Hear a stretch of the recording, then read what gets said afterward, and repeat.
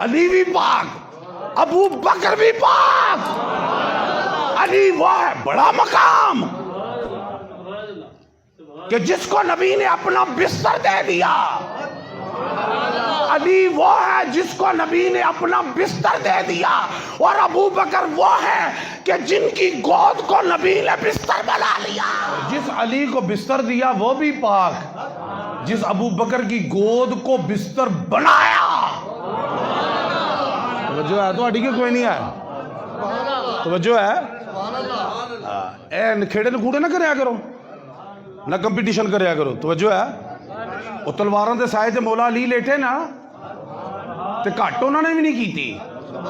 तलवारों के साए च मौत के मूँह च लेटे ने ना, उधर गार च अबू बकर पाक सारे सुराख बंद कर दिते। एक चड्डी दी ना, डंग मारदा कि नहीं? सानू तो मच्छर लड़े तो लत्त चुक लेने, कीड़ी लेने लत्त चुक, वो डंग एक बारी मारे, दो बारी मारे, उन्हें कहा ला तू भी टेलर आ, पता लग जाता तू वड्डा आशक है कि मैं। वो भी आशक सी, वो भी आशक है। मैं कितनी बारी किया है कि जानवर भावें जानवर है नबी दे गुलामां नूं पहचानदे ने। नबी दे गुलामां नूं की करदे ने? गल लम्मी हो जाएगी, तुसीं मान जाओ कि पहचानदे ने। वो सब पौने 600 साल पहले चलिया उतों ईसा अलैहिस्सलाम को पुछ के, हैं वो उथे जियारत लिए बैठा है, उथे जियारत लिए बैठा है। उन्होंने हाँ तो उन्होंने पता एडी की दी है, लेकिन उन्होंने कहा यार ठीक है तू जियारत कर रहे कल्ले कल्ले ही, मैं भी करनी है। उन्होंने कहा ना अज मैं ही करनी है। दुनिया वाले दसन तो सही बई हिजरत की रात अबू बकर ने की है जियारत, जो की अज तू नहीं एक बारी मारे दो। गल समझ आती पई है, आँधी तुहानू समझ? हाँ तो वो सप भी आशक सी, वो भी हजूर के दीदार वास्ते आया सी। की सी पौने 600 साल उन्हें भी वेट किया, आशक सी। की सी डक्का ला के ना अबू बकर पाक ने, भावें आशक होएगा मेरे तो वड्डा नहीं, नहीं समझ आती तुहानू? हाँ मेरे तो वड्डा, गल समझ आ रही है ना? ऐसे उम्र गुजारी। अच्छा वालद गिरामी दे मुरीदा दे बच्चे ते भी मुरीद ही उन्होंने ते अब्बा जी दे मुरीद जेड़े ने ना, मैं उन्होंने इंज एहतराम करना जिवें लोग अपने पीरां दा करदे ने। सीधी गल नहीं समझ आ रही? उन्हें फरमाइश की वो तो तैयार ही, उन्होंने कितने अब्बा जी की गल की याद आई है। इस मुकाम से पढ़ते होंगे सन कि बई वो सब डग पिया मारदा, अड्डी परा नहीं करते, फिर पिया मारदा, फिर मारदा। आरफे खड़ी मियां मोहम्मद बख्श साहब ने वो सप की तर्जमानी की, वो सप की तर्जमानी की, वो सप की तर्जमानी की।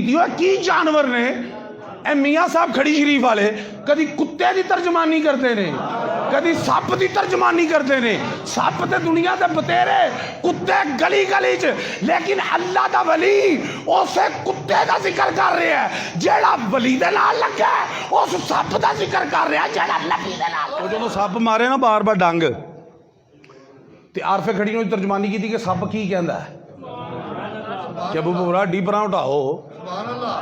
गल समझ आ रही है?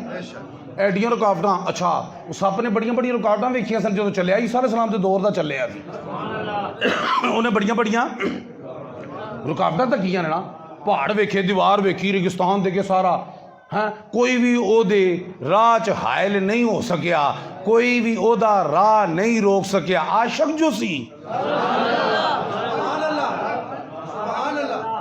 किते फड़िया भी नहीं गया, सप फड़े जाते ने, नहीं फड़िया गया। आशक जो सी लगाया लगाया लगाया, ब्रेक नहीं लगी। आशक जो सी मरदा तरदा पहुंच गया गार च। आशक जो सी अबू बकर पाक ने अड्डी ला के डक्का ला के दस चढ़िया तू आशक होएगा पर अबू बकर वर्गा ने।